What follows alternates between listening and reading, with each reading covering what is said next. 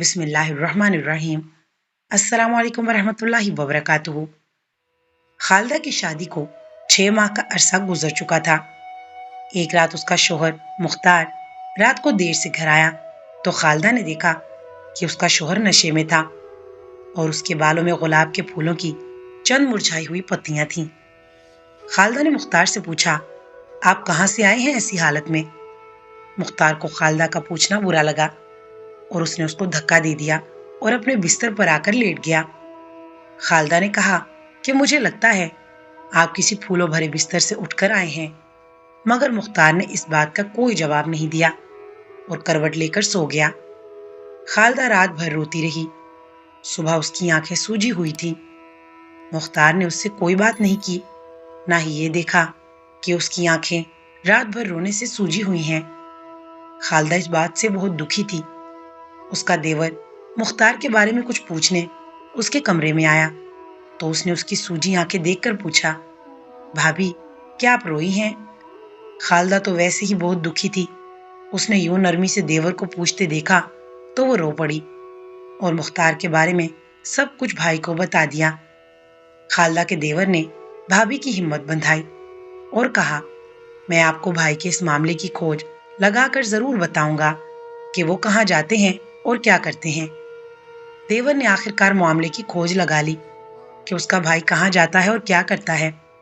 बात दरअसल ये थी कि मुख्तार एक दौलतमंद आदमी था और वो किसी बाजारी औरत के इश्क में पड़ गया था और वो उसी से शादी करना चाहता था। मगर मुख्तार की माँ एक बाजारी औरत को अपनी बहू बनाने के लिए बिल्कुल राजी ना थी। उन्होंने मुख्तार की शादी अपने एक कजन की बेटी खालदा से कर दी।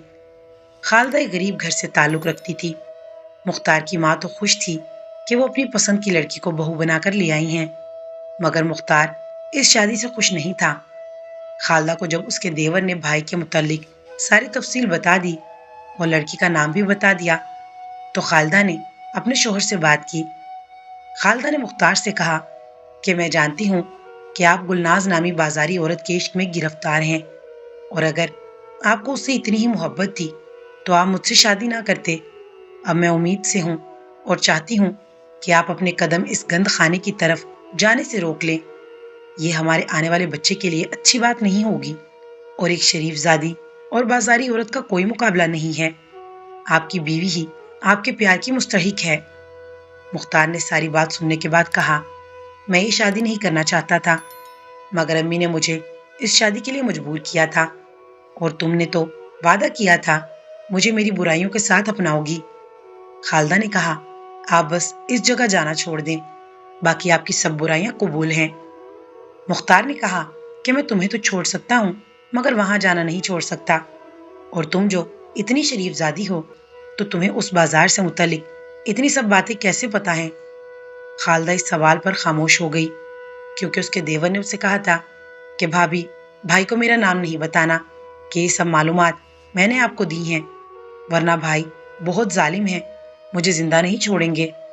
लेकिन मुख्तार कितना जालिम है इस बात का अंदाजा जब हुआ कि जब उसने छोटे भाई से कहा कि उसको उसके बाप के घर छोड़ आओ। खालदा की सास और देवर समझे कि वक्ती गुस्सा है, चंद दिनों में ठीक हो जाएगा तो बुला लेगा, मगर ऐसा ना हुआ। मुख्तार तो खालदा से जान छुड़ाने का बहाना ढूंढ रहा था। वो ना खुद बीवी को लेने गया और घर वालों को भी मना कर दिया कि खबरदार, अगर कोई उसे लाया तो वो उसे भी घर से निकाल देगा।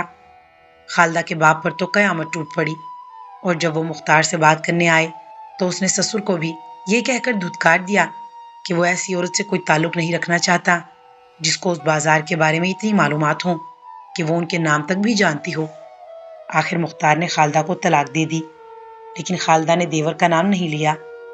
खालदा का देवर इशफाक FSC का तालिब इल्म था और अपने भाई के टुकड़ों पर पल रहा था। उसका मुस्तकबिल तबाह हो जाता और खुद इशफाक ने भी इतना कुछ हो जाने के बाद भी भाई को सच बताने की हिम्मत नहीं की। खालदा ने एक बेटी को जन्म दिया, मगर मुख्तार ने एक बार भी बेटी की शक्ल नहीं देखी। जब मुख्तार की माँ का इंतकाल हो गया तो उसने उस बाजारी औरत से शादी कर ली। 2 साल के बाद खालदा के बाप ने उसकी भी शादी एक गरीब मगर नेक इंसान से करा दी, जिसने सारी हकीकत जानते हुए खालदा اور اس کی بیٹی کو دل سے قبول کیا اور ایک سگے باپ کی طرح بیٹی کی تربیت کی۔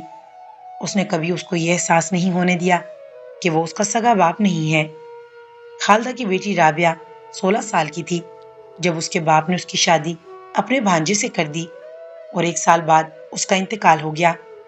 رابعہ کی ساس اپنی بھابھی یعنی خالدہ سے بہت جلتی تھی۔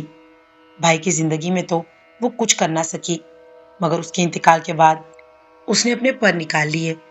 اس نے رابعہ پر سختی سے پابندی لگا دی تھی کہ نہ وہ ماں سے ملنے جائے گی اور نہ خالدہ اس سے ملنے آ سکتی ہے۔ رابعہ ماں سے ملنے اس کی وفات پر ہی گئی۔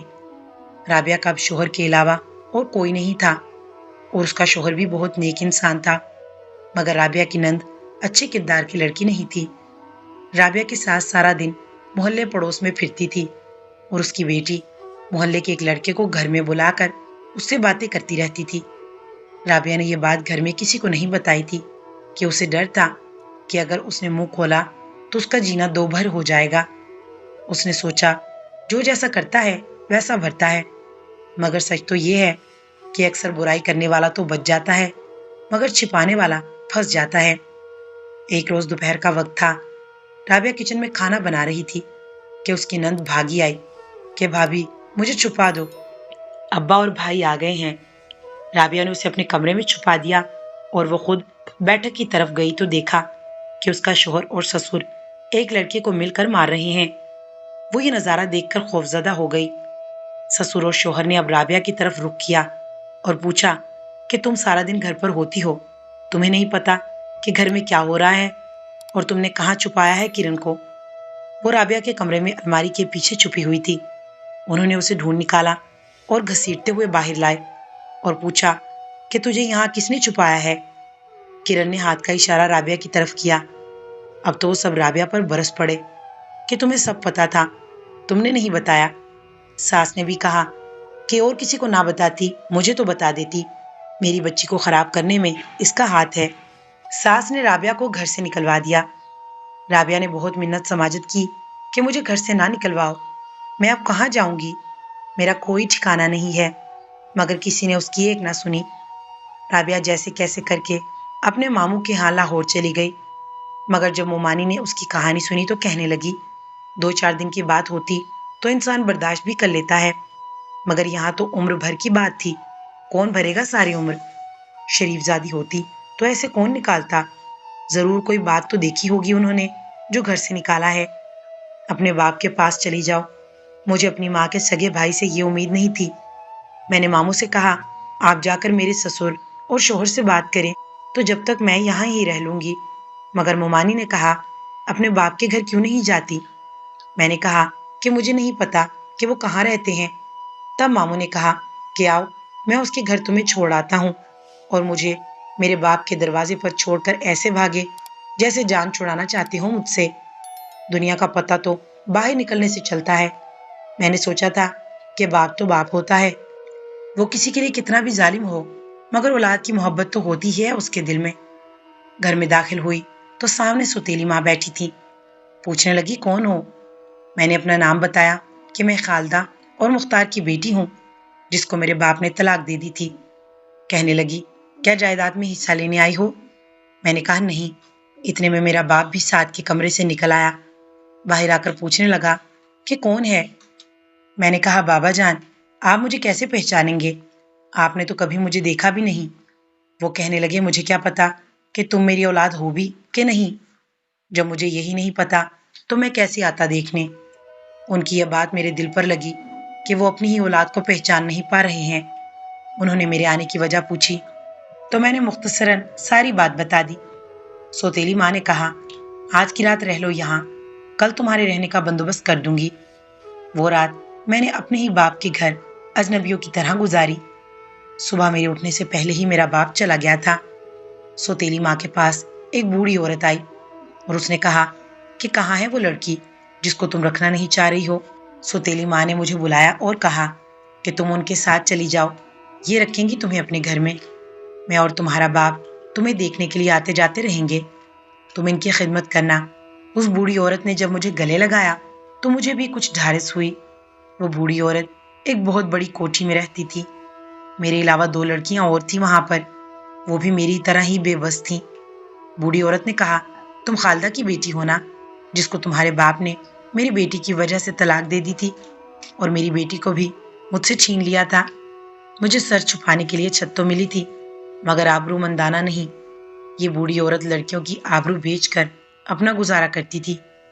اس بازار میں رہنے والی عورت کو برا کہنے والوں سے میں یہ پوچھنا چاہتی ہوں کہ اس بازار میں عورت کو پہنچانے والا کون ہے؟ کون ہے اس کا ذمہ دار؟ اخلاقی اور سبق آموز واقعات کے لیے چینل کو سبسکرائب کر کے نوٹیفیکیشن آن کر دیں۔